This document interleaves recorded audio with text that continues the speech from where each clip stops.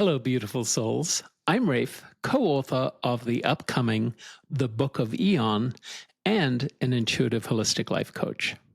Today, we're going to talk about attachment. If you look closely, all religions in one way or another talk about attachment.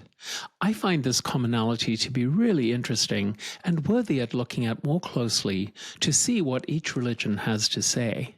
I'm going to start by outlining what Buddhism, Hinduism, Christianity, Islam, and Judaism all have to say on this topic.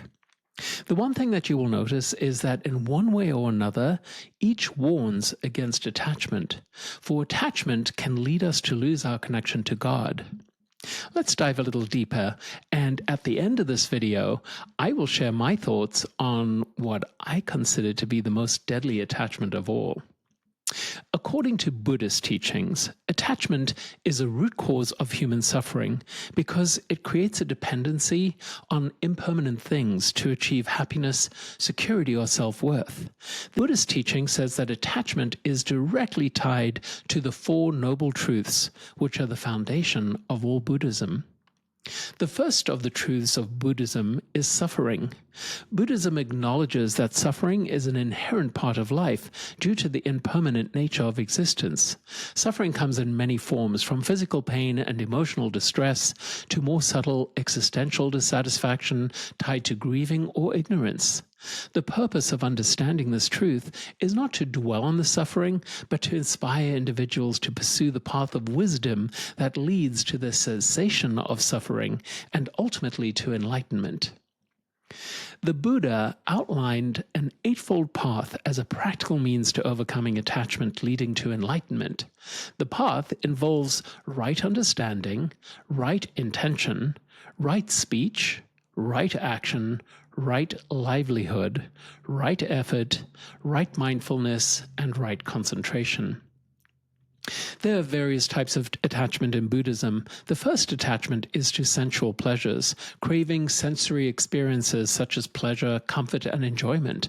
The second is attachment to views and opinions, clinging to rigid beliefs or ideas about self, the world, or spiritual matters. The third attachment is to relationships and people. Emotional attachment to others can lead to suffering when relationships change or end. If we rely on others for our sense of happiness or security, we can get ourselves in trouble. Attachment to ego. The most fundamental of all the attachments in Buddhism is the attachment to the concept of self. Buddhists see the self as an illusion, and clinging to this false sense of permanence creates suffering. In Hindu texts, attachment is seen as a key factor that binds the individual to a cycle of birth, death, and rebirth, otherwise known as samsara. According to the Bhagavad Gita, attachment to material things, relationships, and even outcomes leads to desires, which in turn can create suffering when those desires are not fulfilled. This cycle of desire and dissatisfaction keeps a person trapped in samsara and unable to achieve liberation. Christ's teachings on attachment are a little harder to find because the Bible has been retranslated and recreated so many times in so many ways to serve the powers that were in play at the time the edition was written. However, if you look closely, you will find that Jesus did teach about attachment. In Matthew, it says, "Do not store up for yourselves treasures on earth, where moths and vermin destroy, and where thieves break in and steal, but store up for yourselves treasures in heaven, where moths and vermin do not destroy, and where thieves do not break in and steal. For where your treasure is, there your heart will be also." I believe that in this teaching, Jesus was prioritizing spiritual values over material wealth. This is another way of talking about attaching our happiness to material things, when in fact we should just accept the fact that we are happy. The Gospel of Mark reports that Christ said, "It is easier for a camel to go through the eye of a needle than for someone who is rich to enter the kingdom of God." I think in this passage, Christ was referring to attachment. For it is only through the letting go, when we detach, that we can finally find the path to spiritual awakening.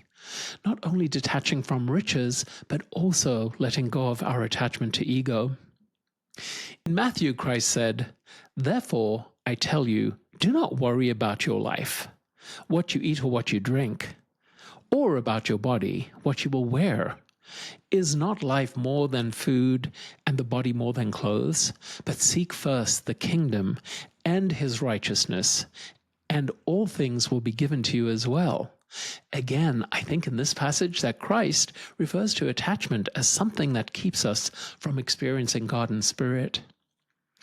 Islam teaches that while material wealth and possessions are not inherently sinful, excessive attachment to them can lead to neglecting one's spiritual duties and ethical obligations.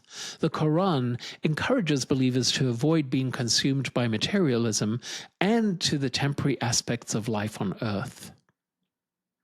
Islam also teaches detachment from the ego, from being right, and from self-centered desires. They express the concept as arrogance, and it is condemned as it leads to a sense of self-sufficiency and independence from God, which is considered spiritually harmful. In the Quran, 31:18 says, "And turn not your face away from men with pride, nor walk in insolence through the earth. Verily, Allah likes not each arrogant boaster."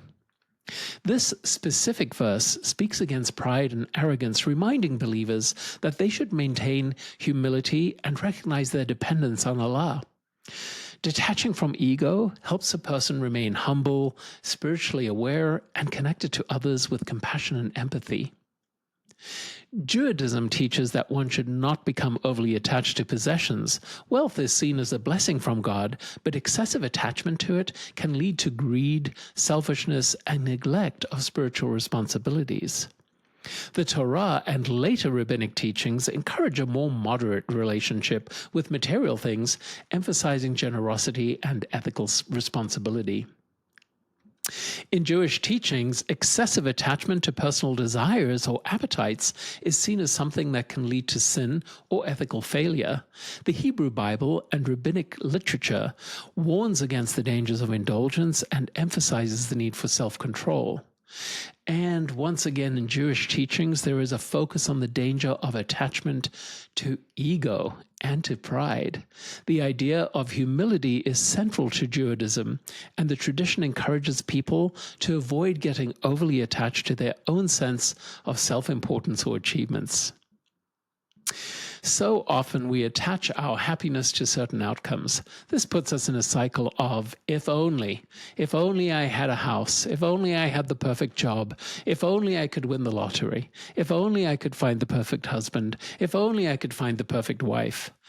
By attaching our happiness to an outcome, we are forever chasing happiness and are therefore discontent. However, the attachment that I want to talk about next is the one that I think is the most interesting, the most vexing, and difficult to understand. In every one of the religions that I outlined earlier in this video, they talk about attachment to ego in one way or another. This is indeed one of the more interesting attachments. Ego, to me, is the false sense of who we really are. The purest essence of us is soul. Remember, we are spiritual beings having a human experience. However, we attach to the idea of being an individual when nothing could be further from the truth. The very fact that we think we are individuals is attachment. We attach to the idea that we are a single entity when nothing could be further from the truth. Everything around us, all things are made of the same energy, the same substance, the very essence of God. We are all one with that substance. But as soon as we arrive in our body and take our first breath, we begin to forget who we really are. If only we could remember that we are all one, that we are all from the same source, that we are all the beautiful, beautiful expression of God's love. Sadly, however, when ego comes to consciousness, we begin to think of ourselves as an individual. When we think of ourselves as an individual, somebody else becomes the other.